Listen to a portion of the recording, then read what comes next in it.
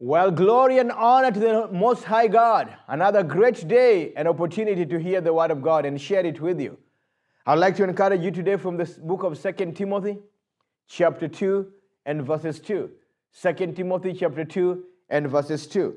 And it says this, "And the things that you have heard from me among many witnesses, commit this to faithful men who will be able to teach others also."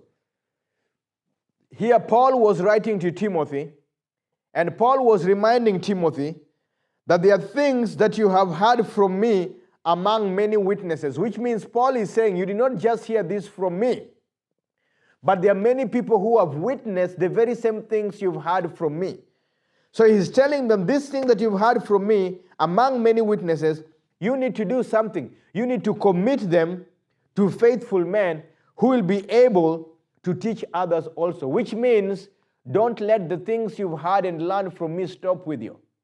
Today, I'd like to encourage you in what to do with the gospel that you reach, or the gospel that you hear, and the things we've learned in life.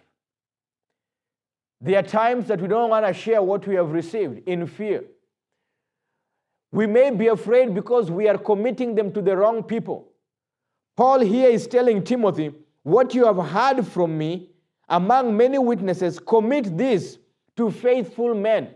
In other words, what you have heard, look for men who are faithful. See who is faithful. A faithful person is one who can be trusted. A faithful person is one who can be counted upon. A faithful person is one who is trustworthy. So when you see someone with these characters, then now you have found somebody that you can commit to the things that you have heard that has been witnessed by many people concerning the gospel. And when you commit them to these people, they are supposed to do something in it. They're not just supposed to hear it. He's saying that they are also able to take it and teach it to others also, which means there should be a progression of sharing that which we have received. We are responsible to share with the next generation or the next people that which has been passed on to us. Our lives is like a race of relay. A relay race, somebody begins the race and they hand on the baton to the next person, and the person takes the baton, they run and give it to the next person, and the next person picks up the baton, and they keep on running and keep on giving it to the next person. So Paul was saying, Timothy, I'm passing on the baton to you. But the moment you receive the baton of the gospel, you make sure that you find faithful men, and also you make sure that you give them the baton of this faith so that they can also run it and impact and influence their generation. Let us not be a generation that will rob up the upcoming generation of the revelation we have received. And let us not let down the generation that went before us, passing on the baton to us. We are supposed to pass on what has been passed on to us. Why? Because if the glory of God is going to be manifested, it needs to be manifested from one generation to another generation because of the truth that we are passing along.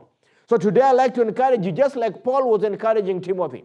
The things that you've heard and learned of me among many witnesses, this commit to faithful men that they may also be able to teach others as well. So make it a point of yourself.